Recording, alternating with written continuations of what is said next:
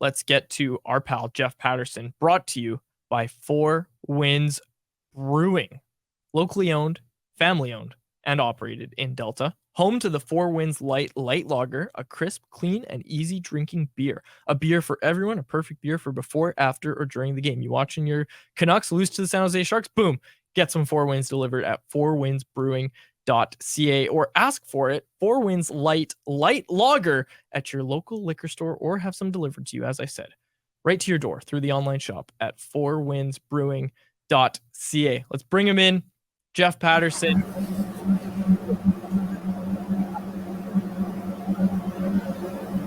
Little feedback. Jeff, you doing laundry there? Sorry, what's the problem? Oh, there's just some feedback coming from okay. It's gone now. It's gone. It sounded like echo canceling. It sounded like you were doing the hit from inside your washing machine while it was running. But I think we're good. Yeah, I think washing machine. We don't do laundry in our house. He doesn't believe in laundry. Okay, Jeff. New clothes off the rack every single day. That's... How much are we paying this guy, Grady? Anyways, we'll look at the books after. Okay, Jeff. It was the subject of your ponderings. Patterson's point on Sunday at Canucks Army. Rick Tocchet's comments after the game in San Jose. Some pointed comments. Ticked off talk, which I loved that title, by the way. I just got to say, Jeff came up with that. That was not me as the editor stepping in and changing the title. That was a fantastic title. Yeah, I had somebody else on the beat to DM me and say, I wish I had thought of that headline. And I say, hey, I'm taking credit for that one because all the other headlines I've submitted, and I've only been on the job for like a month, and Quadrelli's changed them all. Like, I guess not enough SEO for Quadrelli there, whatever, but he went with TikTok.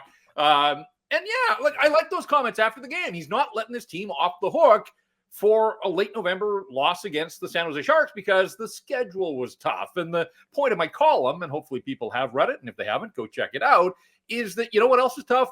The playoffs are tough.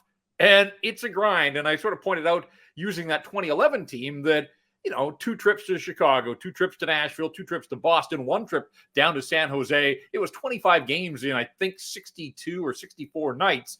And, the stakes get higher the further you go. Overtime, double overtime. Like, the playoffs are really difficult. And when you look at this core of this Canucks team, Pettersson, Hughes, Besser, Thatcher-Demko, they saw the playoffs in the most bizarre and unique formula possible in the midst of a global pandemic in a neutral site with no crowd. Like, part of playoff hockey is battling the adversity that comes with a hostile crowd that wants you to suck royally, and you have to rise above. And so I just think Rick Tocchet's been there. He's won the Stanley Cup as a player and as a coach.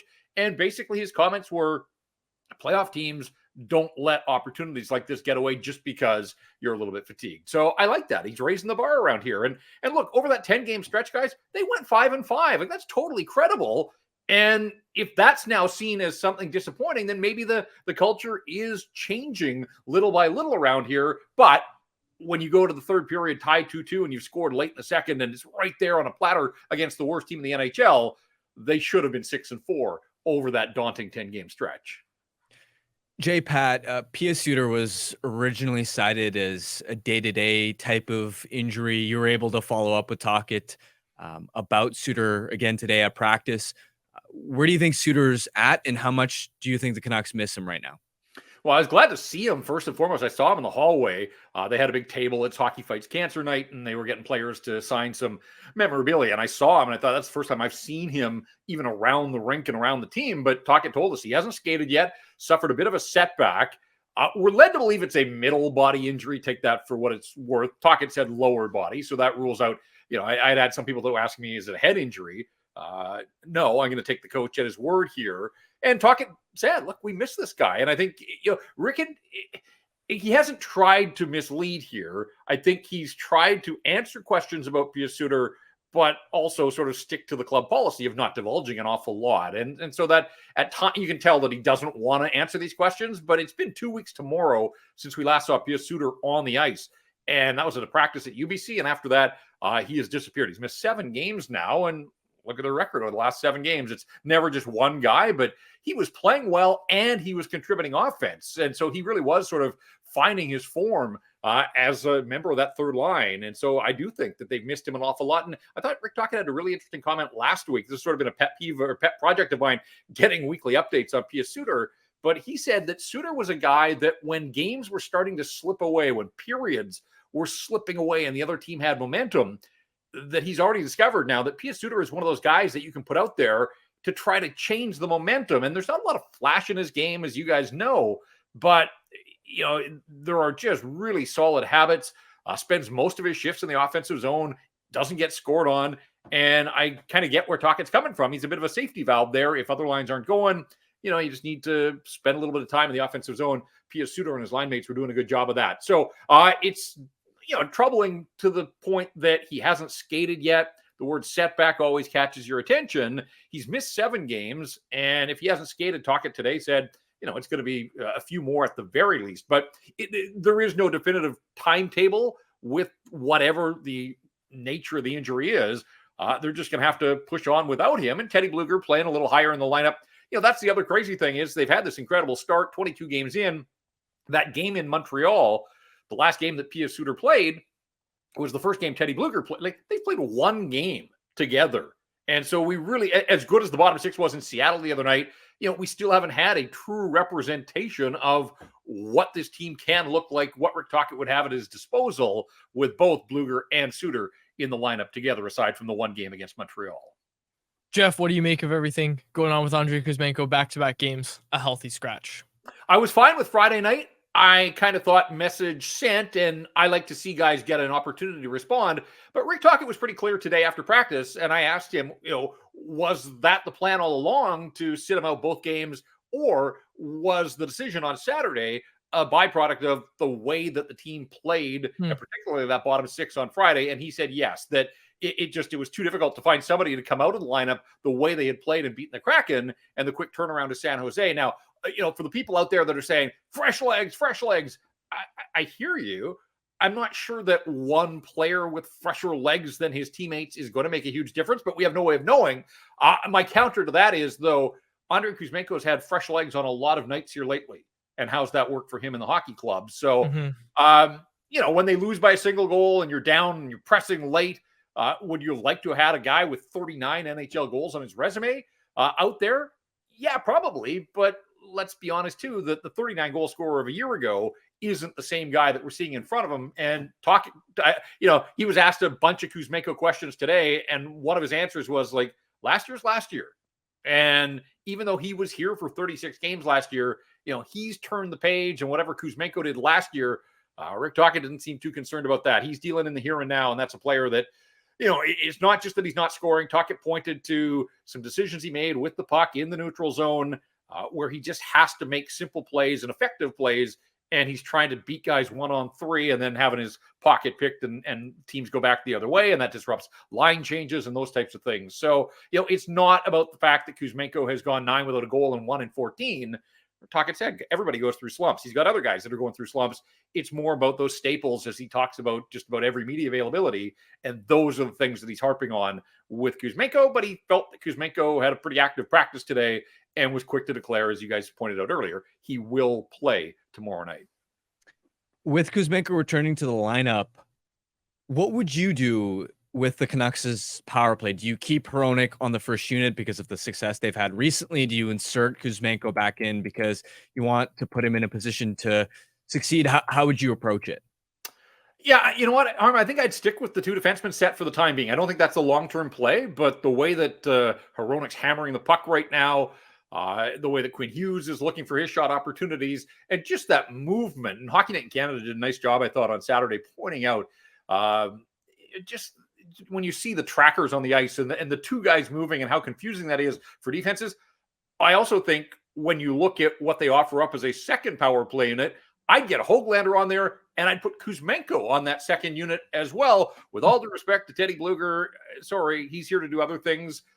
He doesn't need to be a power play piece for the Vancouver Canucks. You don't need faceoffs from your second unit very often. And if you do, I think you can find somebody else to get out there and take the draw. So I'd freshen up that second unit. I mean, Beauvillier, we know the struggles that he's having. Sure, he's a guy that thinks offense and has run NHL power, been part of NHL power plays, and maybe that's why he continues to get the long leash here.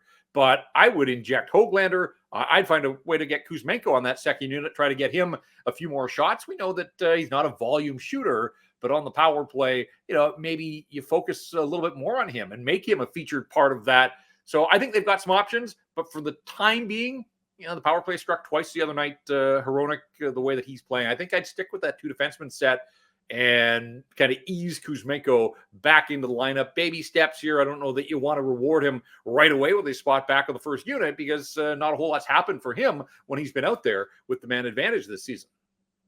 Jeff, Canucks have now dropped 4 of their last 6 games.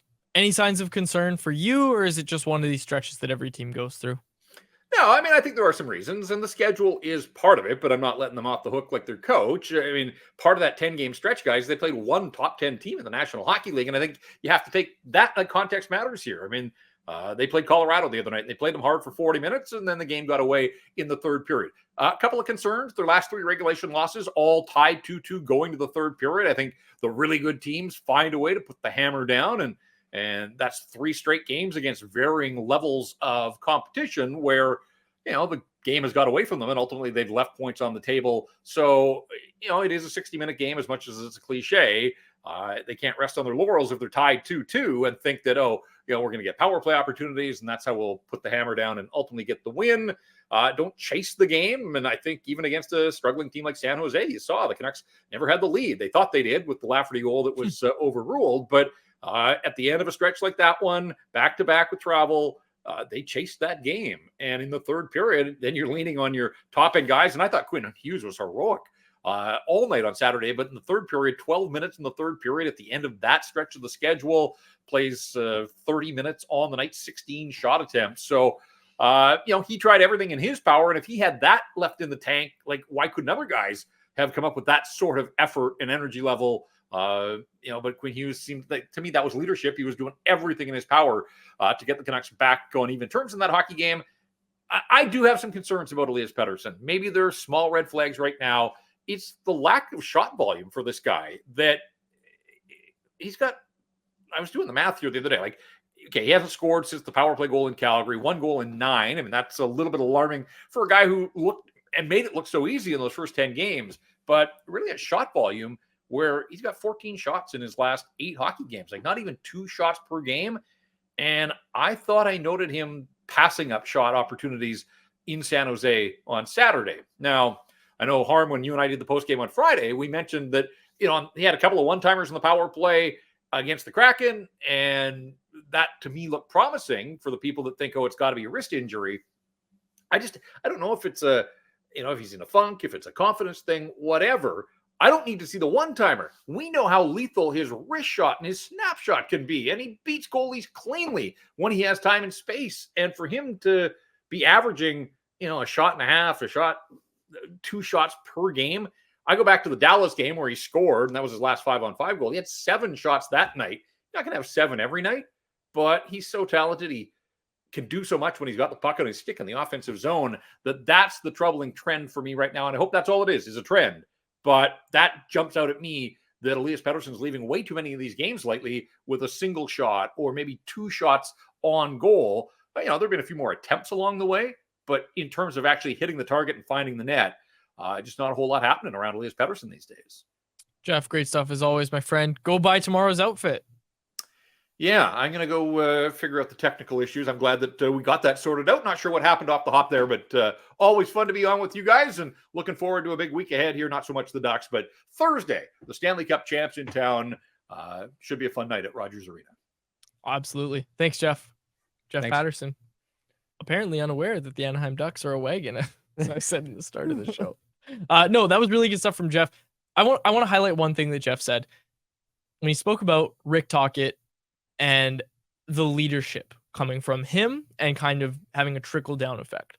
It feels like there is a level of accountability within this organization, more within this locker room, a level of accountability that starts with Rick Tocchet and goes right down to the players. We've heard way less excuses. People are trying to give them the "you're tired" excuse. And look, I feel like we talk about it. Like I said to you before the show starts, I'm like, if I have to say the word fatigued or tired anymore when talking about this team, I'm gonna lose it. I've lost it. I'm past that point because here I am talking about it again. There's a level of accountability with this team right now that we just haven't seen in recent years. It feels like they're holding themselves collectively to a higher standard. And to me, that's been evident since the preseason. I think Tocchet's been instrumental in that. Also, the players themselves, since arriving in September, it feels like the core players that have been here for a while, Quinn Hughes, JT Miller, Brock Besser, Elias Pettersson, Thatcher Demko, there's a new level of desperation that, okay, we've had so many kicks at the can where they're so sick and tired of losing that at this point, they just want the results. They don't care about excuses. And you like to see that from the group. And I also like the way that Tocchet has sort of balanced his messaging where he's not always bringing the stick and always bringing the hammer down on the team. Like at today's practice, yes, he had teaching moments, but his tone, I noticed, was pretty friendly. It was uplifting. It was positive. It wasn't, I'm barking at these guys because they lost to San Jose and we've been scuffling recently. It was, okay, that happened. Let's move on. Let's have a positive practice. And yes, I'm going to teach you things in areas that we need to clean up, but it was clearly from a positive, uplifting place. And I think that's an important balance to strike as well, because you can't always be ultra demanding and always be sour grapes and always be Daryl Sutter. Yeah. And so today's practice, I thought, was a great job of him balancing that. Okay, you sent the message in terms of how frank you were. Now you're ready to hit the reset button and you're approaching it a little differently, which I really liked. Canucks Conversation with Harmon and Quads every weekday at 2 p.m. Be sure to check it out on the Canucks Army YouTube channel. And if you missed it, go check it out on your favorite podcast catcher app.